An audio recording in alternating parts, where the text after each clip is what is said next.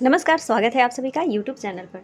तो चलिए फ्रेंड्स, अब हम लोग शुरुआत कर दिए हैं एनसीईआरटी बेस्ड कक्षा 10th की भूगोल की, जिसकी कि एक वीडियो जा चुकी है और सबकी प्लेलिस्ट बनी हुई है। चाहे कक्षा आप 9th की ले लें, 10th की ले लें, भूगोल, हिस्ट्री सबकी बनी हुई है, एनसीईआरटी बेस्ड भी है। तो आप लोग प्लेलिस्ट जरूर चेक करें। और इसमें 7 चैप्टर है, तो सातों चैप्टर को हम लोग कवर करेंगे। वाकई में अगर आप लोग एग्ज़ाम क्रैक करना चाहते हैं तो एक एक लाइन को पढ़ना बहुत ज़रूरी होगा और बुक से बेस्ट कुछ भी नहीं रहता है। तो चलिए बढ़ते हैं हम लोग अपने चैप्टर की तरफ। और कल में जो थोड़ा सा छूट गया था उसको देखेंगे और फिर मिट्टी को पढ़ेंगे, यानी मृदा संसाधन को। और इस वीडियो को देखने के बाद तो आपका एक भी मिट्टी से प्रश्न नहीं छूटने वाला है, क्योंकि सारे पॉइंटों को हम लोग पढ़ने वाले हैं एक एक अंडरलाइन करके। तो चलिए बढ़ते हैं बिना देरी किए हुए। और फ्रेंड्स, अगर आप लोग नए हो, वीडियो पसंद आ जाती है तो प्लीज़ लाइक ज़रूर करें और चैनल को सब्सक्राइब करें। चलिए, इस समय भारत में लगभग 13 करोड़ हेक्टेयर भूमि क्या है, निम्नीकृत है। इसमें से लगभग 28% भूमि निम्नीकृत वनों के अंतर्गत है।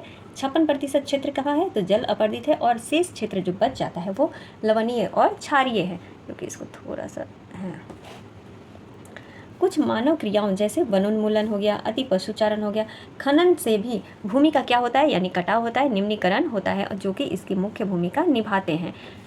खनन के उपरांत खदानों वाले स्थानों को गहरी खाइयों और मलबे के साथ खुला छोड़ दिया जाता है। खनन के कारण झारखंड, छत्तीसगढ़, मध्य प्रदेश और उड़ीसा जैसे राज्यों में वनों उन्मूलन भूमि निम्नीकरण का कारण बना हुआ है। तो निम्नीकरण का कारण क्या बना हुआ है, तो खनन। सबसे जो भूमि का निम्नीकरण हो रहा है वो खनन के द्वारा भी हो रहा है। आगे बढ़ते हैं। गुजरात, राजस्थान, मध्य प्रदेश और महाराष्ट्र में अति पशुचारण भूमि निम्नीकरण का मुख्य कारण है। तो अगर पूछ लेता है कि राजस्थान में भैया भूमि निम्नीकरण का मुख्य कारण क्या है, तो यहाँ पर मुख्य कारण दिया हुआ है, क्या है, पशुचारण। ठीक है, अति पशुचारण जो है वो क्या है, मुख्य कारण है भूमि मिट्टी निम्नीकरण का। पंजाब, हरियाणा और पश्चिमी उत्तर प्रदेश जैसे राज्यों में अधिक सिंचाई जो है भूमि निम्नीकरण के लिए उत्तरदायी है। देखिए, आप सारे पॉइंट को आप देखिए, क्या आप और जगह पढ़ सकते हैं जब तक बुक नहीं पढ़ेंगे। तो देखिए, यहाँ पर हमें किस पता चल गया ना कि भैया खनन से कहाँ पर हो रहा है मिट्टी का निम्नीकरण, तो झारखंड में, छत्तीसगढ़, मध्य प्रदेश और उड़ीसा में क्या कारण है, खनन कारण है, यानी खुदाई के द्वारा जो भी द्रव्य, जो धातु निकाली जाती है वो महत्वपूर्ण कारण है। गुजरात में क्या है कारण, तो गुजरात, राजस्थान, मध्य प्रदेश और महाराष्ट्र में पशुचारण भूमि निम्नीकरण का मुख्य कारण है। पंजाब, हरियाणा और पश्चिमी उत्तर प्रदेश जैसे राज्यों में अधिक सिंचाई जो है वो भूमि के लिए उत्तरदायी है, भूमि निम्नीकरण के लिए। और अति सिंचन से उत्पन्न जलाक्रांतता भी भूमि निम्नीकरण के लिए उत्तरदायी है, जिससे मिट्टी में लवणीयता और क्षारीयता क्या होती है, तो बढ़ जाती है। खनिज प्रक्रियाएं जैसे सीमेंट उद्योग हो गया, चूना पत्थर को पीसना, और मिट्टी बर्तन उद्योग में चूना यानी खड़िया मृदा और सील खड़ी के प्रयोग से बहुत अधिक मात्रा में वायुमंडल में धूल क्या होता है, तो विसर्जित होता है। आप देखते होंगे जब घर बनता है और टाइल्स को काटा जाता है तो कितना उसमें से कण निकलता है, तो अगल बगल के घर का भी हाल बहुत बुरा हो जाता है भैया, दूसरे के घर में भी वो सारे कण फैल जाते हैं। तो यही बोल रहा है यहाँ पर कि अधिक मात्रा में जो है वायुमंडल में ये धूल क्या हो जाते हैं, फैल जाते हैं, यानी विसर्जित हो जाते हैं। जब इसकी परत भूमि पर जम जाती है तो मिट्टी की जल सोखने की प्रक्रिया जो है वो क्या हो जाती है, रुक जाती है। जब ऊपर ये सारा जम जाएगा तो मिट्टी में जल किस प्रकार से सोखेगा, नहीं सूख पाएगा, वो तो ऊपर ऊपर ही रह जाएगा। तो वही बोल रहा है कि जल सोखने की जो प्रक्रिया है वो क्या हो जाती है, अवरुद्ध हो जाती है, यानी रुक जाता है। अब यहाँ पर दे रहा है कि समस्याओं को सुलझाने के कई तरीके भी हो सकते हैं भूमि निम्नीकरण के, तो इसको भी देख लेते हैं। वनारोपण, वन रोका जाए, चरागाहों का उचित प्रबंध किया जाए, इसमें से कुछ हद तक मदद कर सकते हैं, यानी ये सब अगर कार्य करते हैं तो भूमि का जो निम्नीकरण की समस्या है वो क्या है, कुछ हद तक सही हो सकता है। पेड़ों की रक्षक मेखला यानी शेल्टर बेल्ट, पशुचारण नियंत्रण और रेतीले टीलों को कांटेदार झाड़ियाँ लगा करके स्थिर बनाने की प्रक्रिया से भी भूमि कटाव की रोकथाम हो सकती है। शुष्क क्षेत्रों में की जा सकती है, यानी किन क्षेत्रों में, तो शुष्क क्षेत्रों में ये सारी चीज़ें अपना करके हम मिट्टी के कटाव को रोक सकते हैं। आगे बढ़ते हैं। बंजर भूमि के उचित प्रबंधन, खनन नियंत्रण और औद्योगिक जल को परिष्करण के पश्चात विसर्जित करके जल और भूमि प्रदूषण को भी कम किया जा सकता है। तो ये हम लोग पढ़े थे भूमि संसाधन से, जो कि हमारा एक दो पॉइंट छूट गया था। अब हम लोग पढ़ेंगे अपना मृदा संसाधन। तो भैया मैं तो पहले ही बोल चुकी हूँ कि अगर मिट्टी से आप लोगों का प्रश्न हर एग्ज़ाम में पूछा जाता है, कोई भी एग्ज़ाम आप दे रहे हो, कम्पिटिटिव एग्ज़ाम, तो पढ़ना ही है तो क्लास 10th की बुक से पढ़िए, चैप्टर से सारे मिट्टी कंप्लीट हो जाएंगे और मिट्टी से एक भी प्रश्न आपका नहीं छूटेगा। तो चलिए पढ़ते हैं अपने मृदा संसाधन को। देखिए, मिट्टी अथवा मृदा सबसे महत्वपूर्ण क्या है? नवीनीकरण योग्य प्राकृतिक संसाधन है। तो अगर पूछ लेता है कि नवीनीकरण योग्य प्राकृतिक संसाधन कौन है, तो मिट्टी है सबसे महत्वपूर्ण। यह पौधे के विकास का माध्यम है जो पृथ्वी पर विभिन्न प्रकार के जीवों का पोषण करती है। मृदा एक जीवंत तंत्र है। मृदा क्या है? तो मृदा एक जीवंत तंत्र है। कुछ सेंटीमीटर गहरी मृदा बनने में लाखों वर्ष लग जाता है। तो ये सोचिए कितना ही इंपॉर्टेंट पॉइंट हो गया कि कुछ सेंटीमीटर की ही मिट्टी बनने में कितने वर्ष लग जाते हैं? तो लाखों वर्ष लग जाता है। मिट्टी बनने की प्रक्रिया में उच्चावच, ये सभी कारक हैं कि मतलब मिट्टी बनने की प्रक्रिया में कौन कौन से कारक अपना रोल निभाते हैं। तो देखिए क्या क्या है। उच्चावच हो गया, जनक शैल अथवा संस्तरण शैल हो गया, जलवायु, वनस्पति और अन्य जैव पदार्थ, और समय मुख्य कारक है। तो क्या है? जैव पदार्थ और समय जो होता है मुख्य कारक होता है मिट्टी बनने की प्रक्रिया में।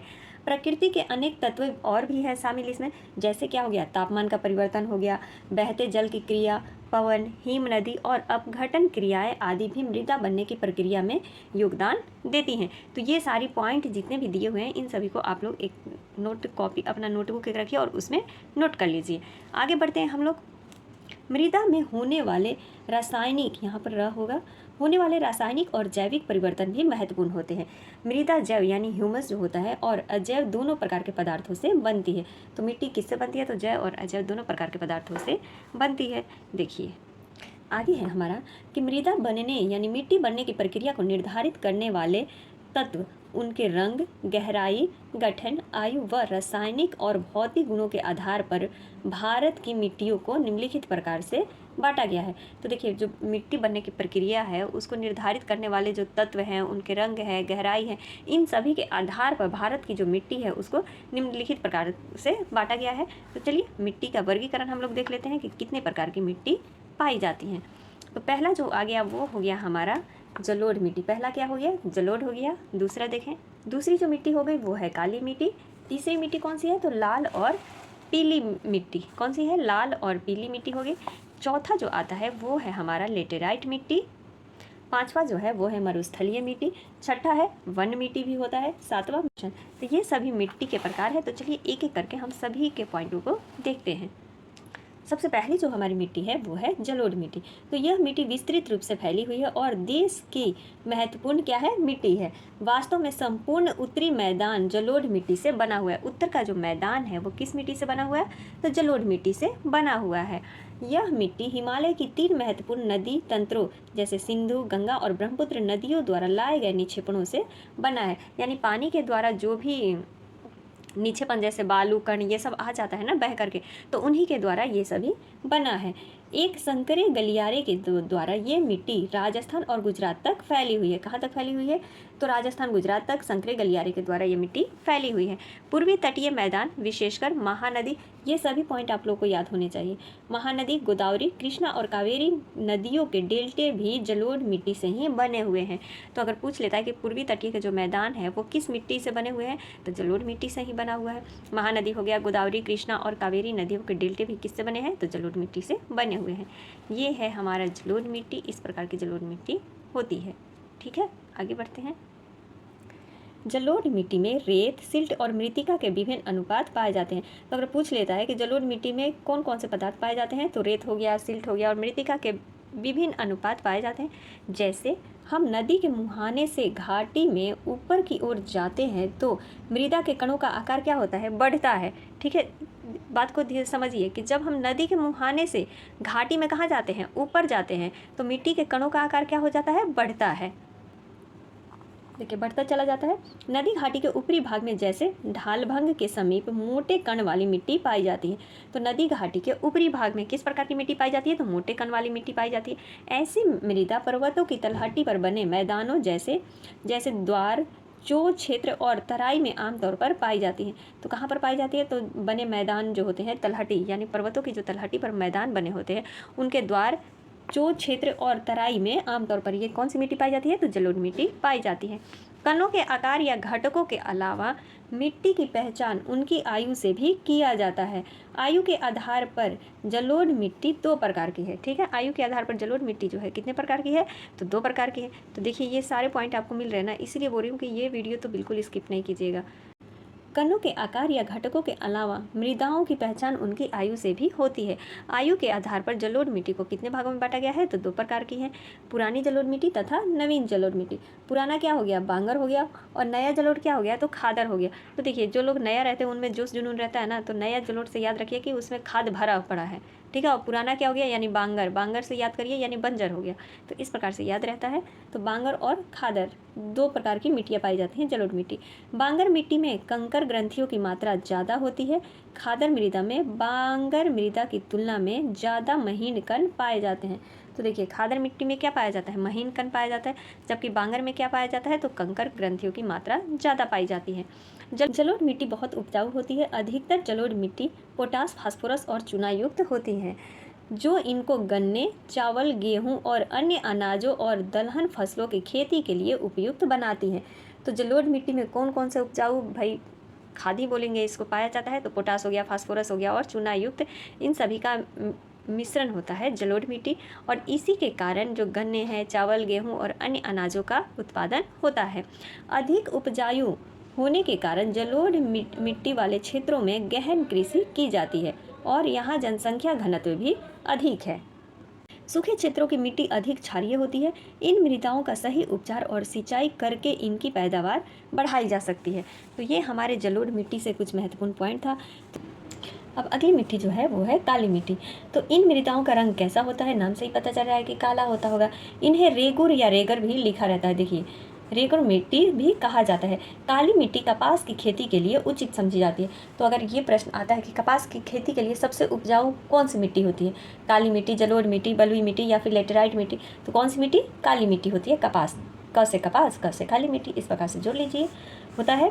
यह माना जाता है कि जलवायु और जनक शैल ने काली मृदा के बनने में महत्वपूर्ण योगदान दिया है। इस प्रकार की मिट्टी दक्कन का पठार यानी विशाल क्षेत्र के उत्तर पश्चिम भागों में पाई जाती है। तो काली मिट्टी कहाँ पाई जाती है? तो दक्कन के पठार के उत्तर पश्चिम भागों में पाई जाती है और लावा जनक शैलों से बनी है। काली मिट्टी किससे बनी हुई है? तो लावा जनक शैलों से बनी हुई है। ये मिट्टी महाराष्ट्र, सौराष्ट्र, मालवा, मध्य प्रदेश और छत्तीसगढ़ के पठार पर पाई जाती है और दक्षिण पूर्वी दिशा में गोदावरी और कृष्णा नदियों की घाटियों तक यह फैला हुआ है। तो दक्षिण में कहाँ तक फैला हुआ है? तो गोदावरी और कृष्णा नदियों की घाटियों तक यह फैला हुआ है। कौन सी मिट्टी? काली मिट्टी। काली मिट्टी बहुत महीन कणों अर्थात मृत्तिका से बनी होती है। तो काली मिट्टी किससे बनी होती है? तो बहुत महीन कणों से बनी होती है। इसकी नमी धारण करने की क्षमता बहुत है। इसके अलावा ये मृदाएं कैल्शियम कार्बोनेट, मैग्नीशियम, पोटास और चूने जैसे पौष्टिक तत्वों से परिपूर्ण है। तो काली मिट्टी में ये सारे पौष्टिक तत्व पाए जाते हैं। और जलोढ़ मिट्टी में क्या पाया जाता था? तो पोटास, फास्फोरस और चुनाई 3 पाया जाता था। और यहाँ पर कैल्शियम हो गया, कार्बोनेट हो गया, मैग्नीशियम हो गया, पोटास हो गया। तो यही सभी तो एग्जाम में पूछता है सबसे ज़्यादा, तो इन सबको ध्यान में रखना होगा। इसमें फास्फोरस की मात्रा कम होती है। देखिए, लेकिन इसमें क्या होता है? तो फास्फोरस की मात्रा जो होती है कम होती है। गर्म और शुष्क मौसम में इन मृदाओं में गहरी दरारें पड़ जाती हैं। काली मिट्टी में क्या होता है? गहरी दरारें पड़ जाती हैं। अभी हम लोग देखेंगे कि काली मिट्टी कैसी होती है, जिससे इनमें अच्छी तरह वायु मिश्रण हो जाता है। गीली होने पर ये मिट्टी चिपचिपी हो जाती है और इनको जोतना मुश्किल होता है। इसीलिए इनकी जुताई मानसून प्रारंभ यानी शुरू होने के पहली बौछार से ही कर दिया जाता है। तो काली मिट्टी में दरारें पड़ जाती हैं। देखिए, ये है काली मिट्टी और इसमें कैसे मिट्टी, ये मिट्टी है, इसमें दरारें पड़ गई हैं।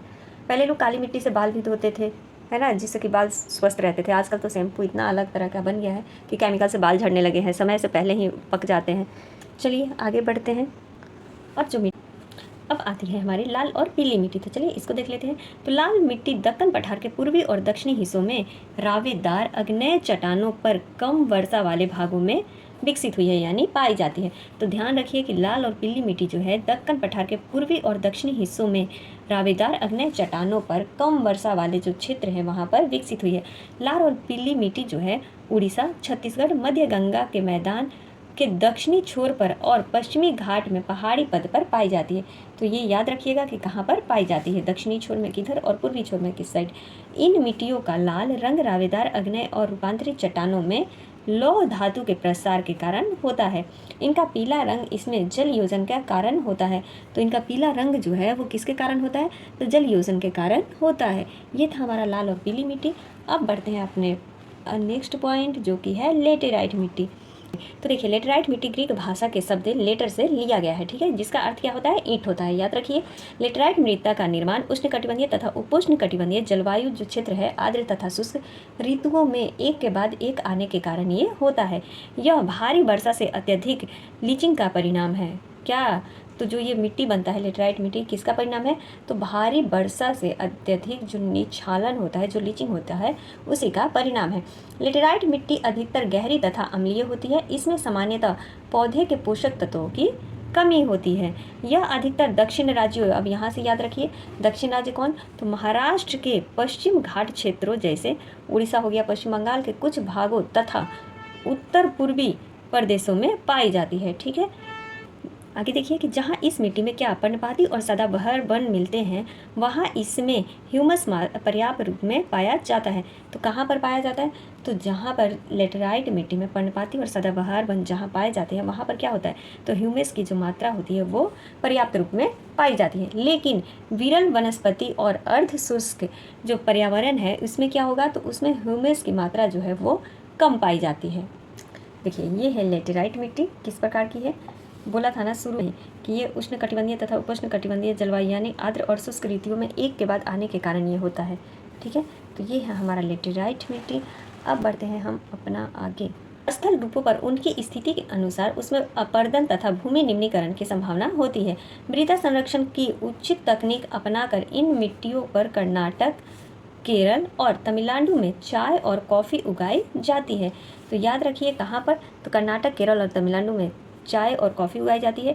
तमिलनाडु, आंध्र प्रदेश और केरल की लाल लेटेराइट मिट्टी जो होती है वो काजू के फसल के लिए अत्यधिक उपजाऊ होती है। तो काजू के फसल के लिए अत्यधिक उपयुक्त मिट्टी कौन सी है, तो वो है लेटेराइट मिट्टी। नेक्स्ट है हमारा मरुस्थलीय मिट्टी। तो मरुस्थलीय मृदाओं का रंग कैसा होता है, तो लाल और भूरा होता है। ये मिट्टी आमतौर पर रेतीली और लवणीय होती है। तो रेतीली और लवणीय मिट्टी कौन सी होती है, मरुस्थलीय मिट्टी होती है। और ये इनका रंग कैसा होता है, तो लाल और भूरा होता है। कुछ क्षेत्रों में नमक की मात्रा इतनी अधिक है कि झीलों से जल वाष्पीकृत करके खाने का नमक भी बनाया जाता है। शुष्क जलवायु और उच्च तापमान के कारण जलवाष्प दर अधिक है और मृदाओं में ह्यूमस और नमी की मात्रा कम है। किस मिट्टी में, तो मरुस्थलीय मिट्टी में। मिट्टी की सतह के नीचे कैल्शियम की मात्रा बढ़ती चली जाती है और नीचे की परतों में चूने के कंकर की सतह पाई जाती है। तो किस मिट्टी में, तो मरुस्थलीय मिट्टी में। तो मरुस्थलीय मिट्टी में क्या बढ़ जाता है भाई, तो कैल्शियम की मात्रा बढ़ती चली जाती है और नीचे की परतों में चूने के कंकर की सतह भी पाई जाती है। अब नीचे जाएगा तो चूना, कंकर ये सब तो मिलेगा ही। इसके कारण मिट्टी में जल अंततः स्नायक अवरुद्ध हो जाता है। इस मिट्टी को सही तरीके से सिंचित करके कृषि योग्य बनाया जा सकता है। तो ये अगर प्रश्न पूछ ले कि मरुस्थलीय जो मिट्टी होता है उसको किस तरीके से कृषि योग्य बनाया जा सकता है, तो सिंचित करके कृषि योग्य बनाया जा सकता है, जैसा कि पश्चिमी राजस्थान में हो रहा है। यानी पश्चिम राजस्थान में अब इसी प्रकार से खेती की जा रही है। आगे बढ़ते हैं वन मृदा। वन मृदा को देखिए, ये मिट्टी आमतौर पर पहाड़ी और पर्वतीय क्षेत्रों में पाई जाती है जहाँ पर्याप्त वर्षा वन उपलब्ध है। इन मिट्टियों के गठन में पर्वतीय पर्यावरण के अनुसार क्या होता है, तो बदलाव आता है। नदी घाटियों में ये मिट्टी दोमट और सिल्लटदार होती है। तो कहाँ होती है, तो नदी घाटी में जब ये मिट्टी होती है तो कैसी होती है, दोमट और सिल्लटदार होती है। परंतु ऊपरी ढालों पर इनका गठन मोटे कणों का होता है। हिमालय के हिमाच्छिद क्षेत्रों में इन मिट्टियों का बहुत अपर्दन होता है और ये अधिक सिल्क, एसिडिक तथा ह्यूमस रहित होती हैं।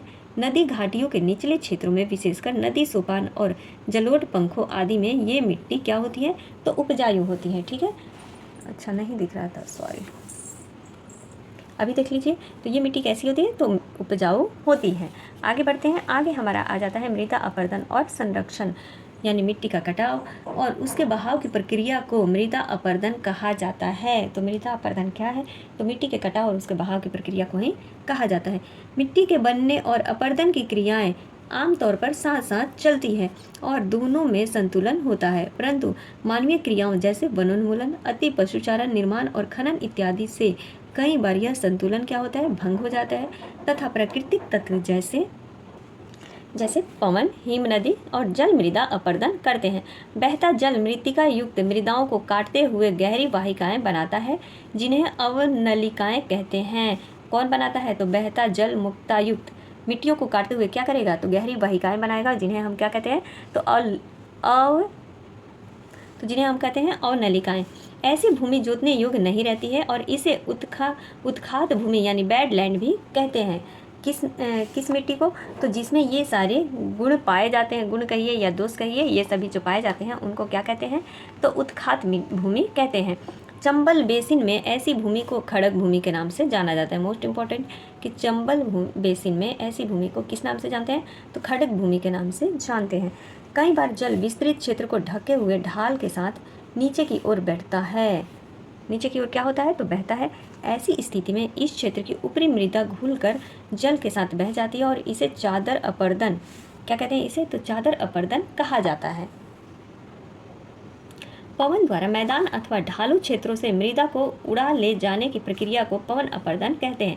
तो पवन अपर्दन किसे कहते हैं? तो पवन द्वारा जो मैदान, जैसे देखते होंगे ना, लू बहता है तो क्या होता है? मिट्टी के मिट्टी लगेगा कि बाप रे पूरा घर में या फेस पर पूरा ढका गया, तो उस समय लू के कारण मिट्टी इधर से उधर होती है। तो यहाँ पर यही बोल रहा है कि पवन द्वारा मैदान अथवा ढालू क्षेत्रों में मृदा को उड़ा ले जाने की प्रक्रिया को ही पवन अपर्दन कहते हैं। कृषि के गलत तरीकों से भी मृदा अपर्दन यानी मिट्टी का कटाव होता है। गलत ढंग से हल चलाने, जैसे ढाल पर ऊपर से नीचे की ओर हल चलाने से वाहिकाएं बन जाती हैं, जिसके अंदर से बहता पानी आसानी से मृदा का कटाव कर सकता है या करता है। अब आता है ढाल वाली भूमि पर समोच्च रेखा के समानांतर हल चलाने से ढाल के साथ साथ जल बहाव की गति घटती है। इसे समुच्च जुताई कहा जाता है। तो समुच्च जुताई किसे कहा जाता है? तो ढाल वाली जो भूमि होती है वहाँ पर जो रेखाओं के समानांतर हल चलाने से ढाल के साथ जल के बहाव की जो गति है वो क्या होती है? घटती है, जिसको कि समुच्च जुताई कहते हैं। ढाल वाली भूमि पर सोपान बनाए जा सकते हैं। सोपान कृषि अपर्दन को नियंत्रित करती है। सोपान जो है क्या नियंत्रित करती है? तो कृषि अपर्दन को नियंत्रित करती है। पश्चिमी और मध्य हिमालय में सोपान अथवा सीढ़ीदार कृषि काफ़ी विकसित है। बड़े खेतों को पट्टियों में बांटा जाता है। फसलों के बीच में घास की पट्टियाँ उगाई जाती हैं। ये पवनों द्वारा जनित बल को कमज़ोर करती है। इस तरीके को पट्टी कृषि कहते हैं। ठीक है, तो पट्टी कृषि किसे कहते हैं? तो बड़े बड़े जो खेतों में पट्टियों में बांटा जाता है, फसलों के बीच में घास की पट्टियाँ भी उगाई जाती हैं, और ये क्या होता है? तो पवनों द्वारा जनित बल को कमज़ोर करती है। इस तरीके को क्या कहते हैं? पट्टी कृषि कहते हैं। Strip farming. पेड़ों के वो कतारों में लगाकर रक्षक शेल्टर बेल्ट मेखला बनाना भी पवनों की गति का काम करता है। इन रक्षक पट्टियों का पश्चिम भारत में रेत के टीलों के अस्थायीकरण में महत्वपूर्ण योगदान है। तो चलिए, ये हमारा था मिट्टी, भारत की मिट्टी कहिए या विश्व की मिट्टी कहिए। अब ये कुछ महत्वपूर्ण पॉइंट है जिसको कि बिल्कुल देखना पड़ेगा भैया।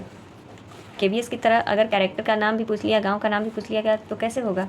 तो चलिए इसको देख लेते हैं। सुखोमाजरी गांव और झबुआ जिले ने, ये याद रखिए, सुखोमाजरी गांव और झबुआ जिले ने यह कर दिखाया कि भूमि निम्नीकरण प्रक्रिया को पलटा जा सकता है। सुखोमाजरी में वृक्ष घनत्व 1976 में कितना था? तो 13 प्रति हेक्टेयर था, जो 1992 में बढ़ करके 1272 प्रति हेक्टेयर हो जाता है। पर्यावरण के पुनर्जनन से अधिक संसाधन उपलब्धता, कृषि और पशुपालन में सुधार के परिणाम स्वरूप आमदनी क्या होती है? बढ़ती है और समाज में आर्थिक समृद्धि आती है। सुखोमाजरी में 1979 से 1984 के बीच परिवारों की औसत वार्षिक आमदनी 10,000 से 15,000 रुपये थी। पर्यावरण की पुनर्स्थापना के लिए लोगों द्वारा इसका प्रबंधन क्या है? आवश्यक है।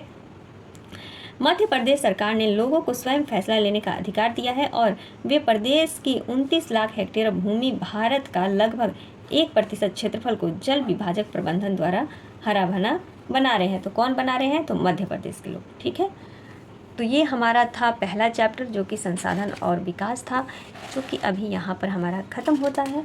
और इसी प्रकार से सबकी प्लेलिस्ट बनी हुई है। एनसीईआरटी हो गया, क्राउन हो गया, सब हम लोग करते चल रहे हैं। प्राचीन इतिहास क्राउन से कर रहे हैं, जिससे कि मेन पॉइंट हमारा टॉपिक ये कवर हो, और एनसीईआरटी बेस्ड हम लोग चैप्टर वाइज रीडिंग तो लगा ही रहे हैं। तो चलिए मिलते हैं अगली वीडियो में, तब तक के लिए आप सभी का दिल से धन्यवाद। Thank you.